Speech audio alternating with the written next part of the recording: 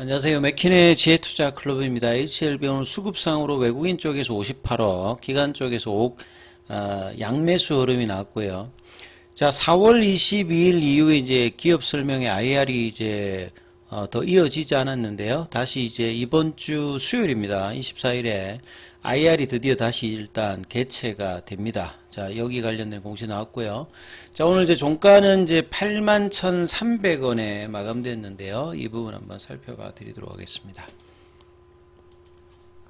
자, 공시 관련되는 부분 한번 살펴봐 드리면 4시 넘어서 나왔는데요. 자, 기업 설명회 개최 소식입니다. 4월 22일에 이제 마지막 IR을 하고 난 다음에 이제 5월달에 이제 CR 레터가 나오고 난 다음에 사실 그때 이제 뭐 블로그라든지 유튜브 아니면 이런 IR을 통해서 좀 이제 기업 설명회를 좀 개최했으면 훨씬 더 좀 나았을 것 같은데요. 이번에 이제 다시 또 이 7월 24일 날 IR을 3시부터 해서 4시까지, 뭐, 시간은 이전하고 이제 비슷한 것 같습니다. 장소는 이제 서울금융투자교육원입니다. 저도 옛날에 여기서 이제 뭐, 금융투자교육원에서 뭐, 한번 참석을 한번 해봤는데요. 예, 장소는 뭐, 이렇게 많이 들어갈 수 있는 곳입니다, 여기도.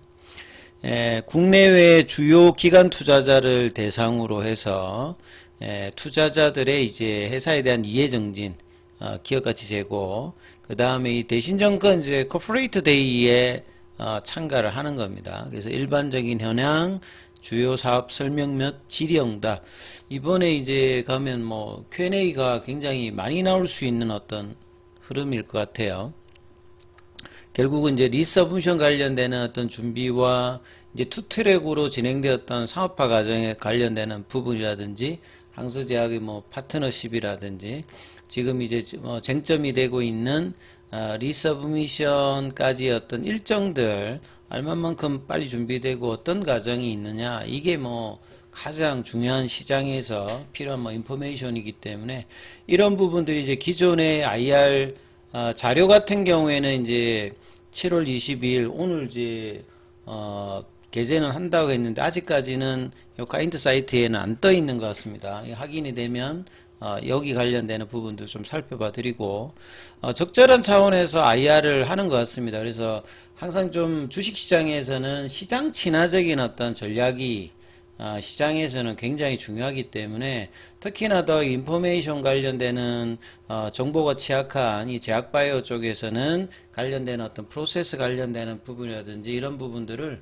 충분히 이제 시장 수준에 맞는 정보를 제공하는 이런 IR들은 될 수 있으면 뭐 최종 허가 전까지 자주 이렇게 열려서 작년도 이제 하반기부터 올해 4월달까지 총 뭐 25회 이상의 IR을 했던 어떤 부분들, 그 자신감이 이번에도 다시 최종 결론까지 일정들을 좀 잡아서 진행하는 모습이 시장에서는 우호적으로 이제 받아들일 수 있는 부분이고요. 결국 이제 FDA 최종 결정까지 남아있는 일정 동안에 기관 투자자들의 어떤 인식 변화, 이런 수급의 변화, 그 다음에 이제 성공하게 되면 외자 유치 관련되는 부분, 그 다음에 뭐 코스피 이전이라 여러 모멘텀을 가질 수 있거든요. 그래서 이런 부분들에 대해서 전향적인 어떤 기관 투자자들의 어떤 생각들이 바뀔 수 있는, 그리고 이런 코퍼레이트 데이를 참가하게 되면 기관에서 리포터가 많이 나올 수 있거든요. 그래서 뭐 키움증권이라든지 기타 이제 증권사에서 이 부분에 대해서 현장에 뭐 느끼었던 부분들이 또 이제 리포터로 나오게 되는 선순환의 흐름도 한번 기대를 좀 해보고요. 자, 항서제약 관련되는 부분은 오늘 이제 여기는 계속 이제 중기 이평선까지 이제 돌파를 했습니다. 60일 이평선 같은 경우에는 보통 이제 수급선이라고 하잖아요. 그러니까 수급선 라인까지 지금 들어올렸기 때문에 37위안에서 지금 42.77위안 조금씩 올라왔습니다. 오늘도 한 1.28% 올라왔고, 오늘 중국 쪽에는 뭐 LPR인가 거기를 인하를 좀 했거든요. 1년물 말고 이제 중국에서는 이제 기준금리로 치는 게 이제 LPR 관련된 레이트를 좀 낮췄던 부분.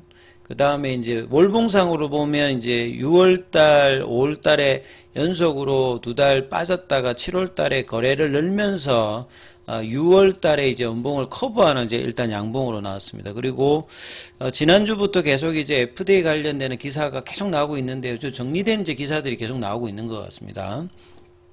그 내용을 좀 간략하게 좀 소개해드리면 지난주하고 내용은 비슷비슷한데요. 여기도 이제 5월달에도 사실은 CR 레터 나왔을 때 그 점에 항서제약 입장에서는 호재와 좀 악재가 같이 좀 섞여가 나왔거든요. 그래서 이제 미국 쪽에서 라이센스 아웃 관련되는 당뇨 치료 관련되는 부분에서 상당히 핫했던 부분도 있었고, 그 다음에 이제 캄넬주막 관련되는 CR 레터를 받고, 그 다음에 이제 최근에도 미국 쪽에서 이제 제네릭 세계 최초로 허가받은 것도 있었고, 또 이제 1월 달에 있었던 제네릭 관련 정기 심사에서 또 이제 워닝 레터 관련되는 부분. 그래서 이 부분들이 실질적으로 캄넬리주막하고는 전혀 관계가 없는 부분들 팩트와 그 다음에 항서제약의 이제 반응에 대한 어떤 부분에 대해서 이제 해설 기사들이 조금 계속 나오고 있거든요. 이게 저는 더 중요하다고 생각합니다. 그래서 어떤 사태가 나왔을 때 어떻게 신뢰 있게 이걸 진행하고 어떻게 이제 회사가 앞으로 가는지의 어떤 방향성에 대한 어떤 행동들을 알게 되면 이게 이제 간접적으로는 이제 결국 리보센과 캄넬리주막 관련돼서 항서제약이 리서브미션에 대해서 어떻게 좀 대하고 빠르게 대비하는지도 볼 수 있는 거기 때문에 결국 국제화와 혁신신약의 방점을 두고 있는 항서제약이기 때문에요. 자, 이런 부분의 대응을 상당히 유심히 살펴봐야 된다 이렇게 말씀을 드리는 거죠. 그래서 7월 16일에 나왔던 이제 워닝 레터 관련되는 부분들은 1월 달에 진행되었던 연운항 지역에 이제 4개의 생산 시설이 있는 것 중에서 제네릭 관련되는 부분에서 폼 483을 받고 여기 관련해서 OAI 관련되는 부분이 6월 달에 알려졌고 그 뒤에 다시 이제 워닝 레터를 받았다는 것들을 지금 이야기하는 거고, 그리고 이제 FE 넘버라든지 실시 시간을 보면 캄넬리주막하고는 전혀 관계가 없는 부분을 회사도 여러 번 이야기를 했어요. 그리고 여기조차도 품질과 안전성 관련되는 부분에는 문제가 없는 거고요. 그리고 본래 이제 폼 483 받았을 때 한 10가지 정도가 언급이 되었는데 이번에 이제 워닝 레터에서는 2가지 정도로 나머지 부분들은 이야기를 하지 않았습니다. 자, 그리고 이제 이 OAI 관련되는 부분이 받으면 심각하게 되면 아예 이제 뭐 그 수익 금지 뭐 이런 것까지도 공식적으로 갈 수 있는데 이런 부분들이 전혀 아니기 때문에 심각한 어떤 부분의 워닝 레터다. 워닝 레터를 받고 나도 이제 이 부분을 결국 이제 재심사를 통해 가지고 나중에 이제 VAI를 받으면 되는 거거든요. 그리고 이 해당되는 생산 현장이 12종의 제네릭 의약품의 FDA 판매 승인을 받았던데 여기 사이트 자체가 이제 99년도에 이제 설립되어서 한 25년 되어서 오래 좀 되었고 FDA의 CGMP 관련되는 부분들이 계속 이제 개선되고 있기 때문에 여기에 이제 조금 노화되었던 부분들에 대해서 문제가 좀 생긴 것이다 이렇게 이야기를 하고 있고요. 여기 시설에 이제 항서제약의 매출단이나 수익단에서 이제 차지하는 비율은 그게 큰 편이 아니기 때문에 실적단에는 큰 영향을 받지는 않는다 이렇게 이야기를 하고요. 그 다음에 FDA도 이제 항서제약의 품질 관리라든지 R&D 생산 능력을 부정하지는 않습니다. 그러니까 뭐 사이트 하나가 이렇게 되었다고 해가지고 뭐 이렇게 다른 부분에 일반화 시킬 필요는 없고요. 그래서 7월 달에 또 이제 부비 바카인제 리포점 주사 관련해서 여기도 제네릭 쪽으로 세계 최초로 또 허가를 받았던 그만큼 이제 FDA가 이 부분에 대해서 항서제약의 이제 이런 R&D 가치에 대해서는 계속 이제 인정을 해주고 있는 부분들이거든요. 그리고 항서제약 같은 경우가 이제 이런 어떤 이제 부피바카인 리포점 이소종 관련되는 부분과 이어서 뭐 일본 쪽에서도 인증 관련되는 부분이 있었고요. 그리고 이제 여기에 대해서 이 이제 사이트가 99년도에 이제 오픈을 해서 그동안에 계속 이제 FDA 그 현장 실사 관련되는 부분을 합격을 했고, 아예 이제 두 개는 결함이 전혀 없는 NIA 관련되는 부분도 이야기를 했는데, 여기 이제 25년이 좀 지났기 때문에 이런 부분에 대해서 이제 개선해야 된다. 그래서 외부 전문가와 내부 전문가와 3자 컨설팅해서 적극적으로 구성하면서 해결하겠다. 뭐 이런 부분들이 더 이제 의미가 있다라고 봐야 되겠죠.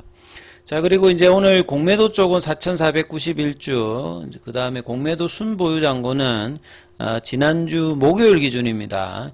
280만 주대로 본래 이제 310만 주대에서 이제 거의 한 30만 주대, 그리고 한 3일 정도 급격하게 7월 5일까지 이렇게 줄여놨다가 다시 여기 대비해 가지고는 지금 한 20만 주 넘게 다시 일단 잔고 순보유 잔고 좀 늘어났다고 봐야 되겠죠.